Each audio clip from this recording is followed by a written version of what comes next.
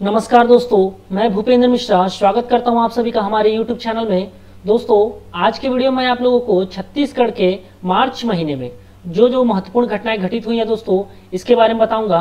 Video को last तक देखिएगा, जिससे आप लोगों को इस छत्तीसगढ़ के मार्च 2019 में कौन कौन सी महत्वपूर्ण घटनाएं घटित हुई हैं जो कि हमारे एग्जाम पॉइंट ऑफ व्यू से इंपॉर्टेंट है, इसके बारे में आप लोग को पता चल जाएगा दोस्तों।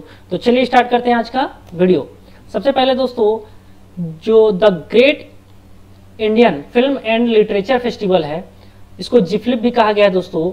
इसका आयोजन हमारे रायपुर में हुआ था और रायपुर में पंडित दीनदयाल उपाध्याय ऑडिटोरियम में इसका आयोजन किया गया था और ये 2 दिनों के लिए था दोस्तों, 30 और 31 मार्च को।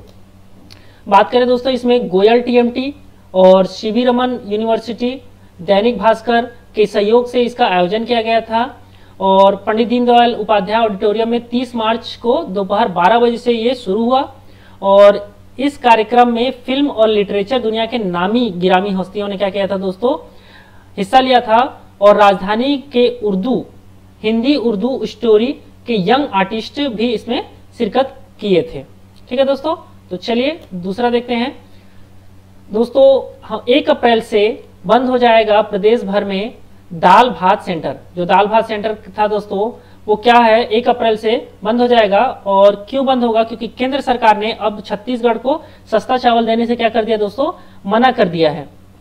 ठीक है, ज्ञात हो कि रायपुर में कितने हैं, 11 और हमारे पूरे राज्य छत्तीसगढ़ राज्य में टोटल 128 दाल भात केंद्र संचालित हैं, जो कि 2004 में अन्नपूर्णा दाल भात योजना के तहत शुरू किए गए थे दोस्तों, जिसके अंतर्गत हमको क्या मिलता था, 5 रुपए में दाल भात मिलता था खाने के लिए। अब इसको बंद कर दिया गया है क्योंकि केंद्र जो सेंट्रल गवर्नमेंट है उसने क्या कहा है कि अब हम आप लोग को सस्ता चावल नहीं देंगे, जो शासकीय संस्था है उसको सस्ता चावल मिलेगा। ठीक है, बाकी किसी को नहीं मिलेगा। तो जो दाल भात केंद्र होता था दोस्तों, वो शासकीय संस्थाओं में नहीं आता था।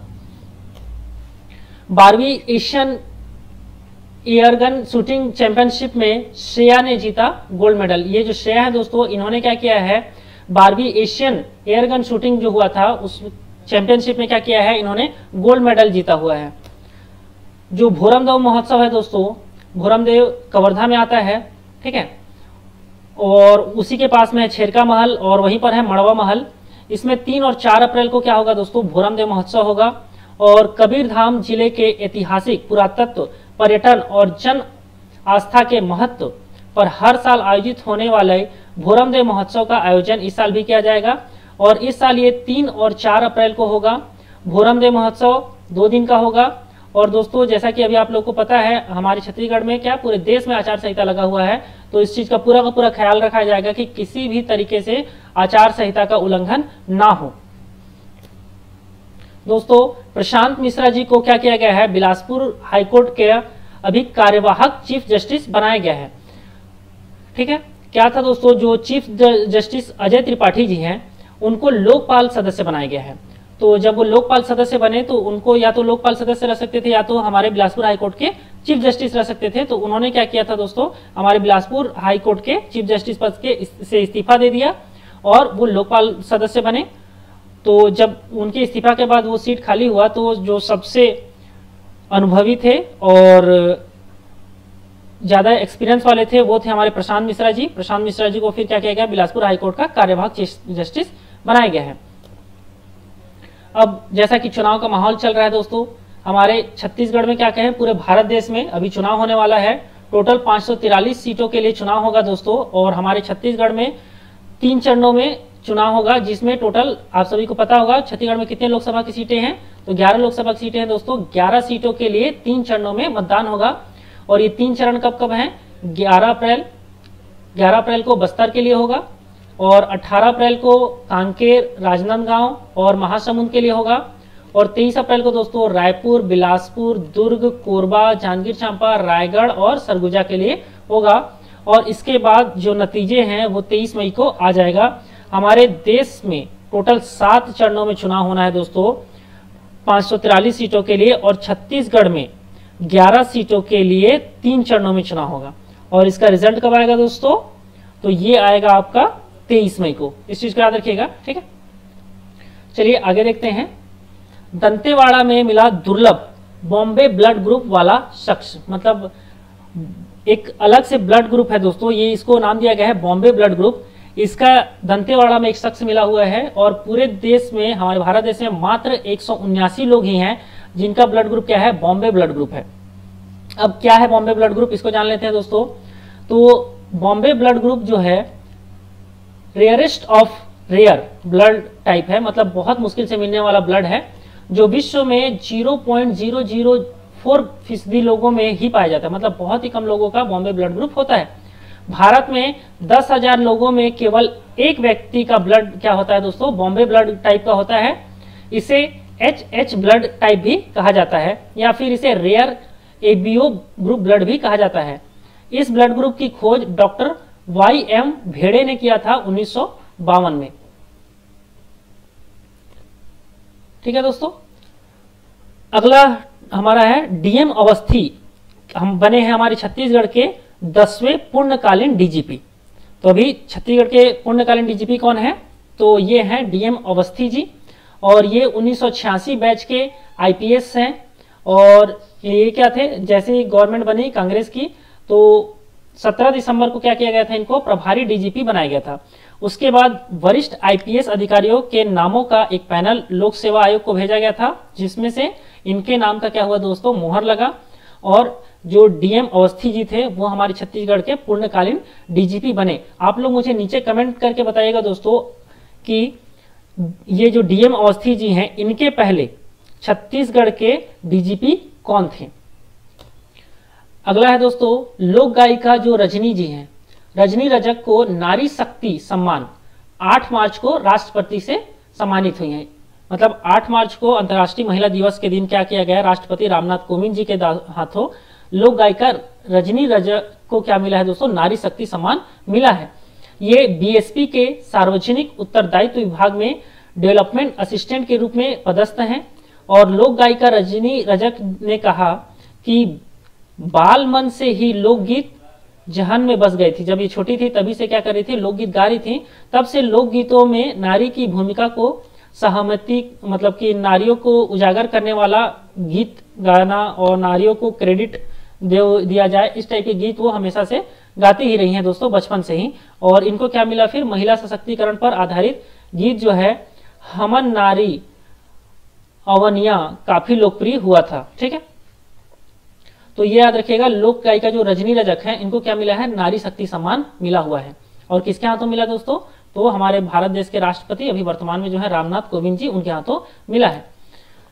अगला है अंबिकापुर को दोस्तों देश का दूसरा सबसे साफ शहर घोषित किया गया है। अंबिकापुर को देश का दूसरे सबसे साफ शहर का तमगा मिला है। तो अंबिकापुर नगर निगम को दोस्तों, अंबिकापुर नगर निगम को क्या मिला है, 5 स्टार रैंकिंग में भी शामिल हो गया है। हमारा जो अंबिकापुर है वो देश का दूसरा सबसे साफ शहर तो है ही, साथ ही साथ क्या किया गया है दोस्तों, इसको 5 स्टार रैंकिंग भी मिला हुआ है अंबिकापुर नगर निगम को। साथ ही छत्तीसगढ़ को बेस्ट परफॉर्मिंग राज्य का अवार्ड भी मिला है। वहीं सफाई के मामले में भिलाई देश में 11वें नंबर पर आया। साथ ही स्वच्छता सर्वेक्षण में रायपुर नगर निगम को भी जबरदस्त बढ़त मिला हुआ है। रायपुर को देश भर में 41वां स्थान मिला, जबकि पिछली बार वो 149वें नंबर पर था। तो बहुत ज्यादा उछाल आया हमारे रायपुर का भी। और 10 लाख से अधिक जनसंख्या वाले शहरों में तेजी से विकास करने के मामले में रायपुर क्या था दोस्तों, पहले नंबर पर आया। दिल्ली में एक समारोह में राष्ट्रपति रामनाथ कोविंद जी ने क्या किया है, छत्तीसगढ़ के नगरीय प्रशासन मंत्री शिव डहरिया को क्या किया, अवार्ड दिया। ये हमारे देश के राष्ट्रपति रामनाथ कोविंद जी, और ये उनसे सम्मान लेते हुए क्या, शिव डहरिया जी। ठीक है दोस्तों, तो क्या क्या चीज याद रखना है, अंबिकापुर को देश का दूसरा सबसे साफ शहर मिला है। साथ ही साथ अंबिकापुर नगर निगम को 5 स्टार रैंकिंग में भी शामिल किया गया है। और सफाई के मामले में भिलाई को 11वां नंबर मिला है। रायपुर क्या था, 41वें नंबर पर आया है इस बार। पिछले बार वो कितने नंबर पर था, 195वें नंबर पर था। और 10 लाख से ज्यादा जनसंख्या वाले शहरों की बात करें दोस्तों, तेजी से विकास करने के लिए सफाई के मामले में, तो रायपुर को क्या मिला है, इसके लिए पहला स्थान मिला हुआ है। राष्ट्रीय स्वच्छता सर्वेक्षण में 1 लाख से अधिक आबादी वाले शहरों में बिलासपुर को 28वां, जगदलपुर को 32वां और दुर्ग को 33वां स्थान मिला है। राजनांदगांव को 42वां, रायगढ़ को 43वां और कोरबा को 65वां स्थान प्राप्त हुआ है। अगर बात करें हम लोग 1 लाख से कम आबादी वाले शहरों में, तो यही जो है कांकेर का नरहरपुर को 20वीं, विश्रामपुर को 21वां, जसपुर को 39वां, भिलाई जो है दोस्तों चरोदा को 40वां, सहसपुर लोहारा को 43वां, बीजापुर को 48वां, बलरामपुर को 52वां और चिखखलासा को 53वां और पाली को 57वां, छुरी को मिला है 58वां और सरायपाली को 60वां मिला है। कुनकुरी को 68वां और कवर्धा को 71वां स्थान मिला है। छुरी कला को 76वां स्थान मिला है। कांकेर को 19वां और सीतापुर को 81वां स्थान मिला है। मगरलोड को 89वां स्थान मिला है। झगराखंड को 93वां और तिफरा को 96वां रैंकिंग प्राप्त हुआ है। ठीक है, तो चलिए आगे देखते हैं। नीति आयोग ने दोस्तों डेल्टा रैंकिंग जारी किया है, जिसमें हमारा जो कोंडागांव है उसको पूरे देश में दूसरा स्थान प्राप्त हुआ है। स्वास्थ्य और पोषण के मामले में नीति आयोग ने डेल्टा रैंकिंग जारी की है। तो ये भी याद रखिएगा, डेल्टा रैंकिंग किस क्षेत्र में जारी किया जाता है, तो स्वास्थ्य और पोषण के मामले के में जारी किया जाता है। इसमें हमारे कोंडागांव को कौन सा स्थान प्राप्त हुआ है दोस्तों, दूसरा रैंक मिला है। वहीं पिछले बार जो दूसरे नंबर पर रहा था बीजापुर, अब वो 20वें नंबर पर पहुंच गया है। ठीक है, कोंडागांव में 83.68% गर्भवती महिलाओं को नियमित स्वास्थ्य की जांच और टीकाकरण किया जाता है। इसके साथ ही महिलाओं को खून की कमी ना हो, इसके लिए समय समय पर जांच भी किया जाता है दोस्तों, जिसका परिणाम है कि करीब 80% प्रसव कोंडागांव में क्या होता है दोस्तों, सुरक्षित पाया गया है। वहीं शिक्षा की बात करें तो शिक्षा की तरफ भी स्कूलों में विशेष ध्यान दिया जा रहा है। अब बच्चों को स्कूल में शिक्षा के साथ साथ स्वच्छ पानी, बिजली और शौचालय के बेहतर इंतजाम भी किए जा रहे हैं। कृषि और जल संसाधन में कोंडागांव 4.6 अंक के साथ 15वें नंबर पर है। तो ये भी याद रखिएगा, कृषि और जल संसाधन में कोंडागांव का कौन सा नंबर पर है, तो 15वें नंबर पर है 4.6 अंक के साथ।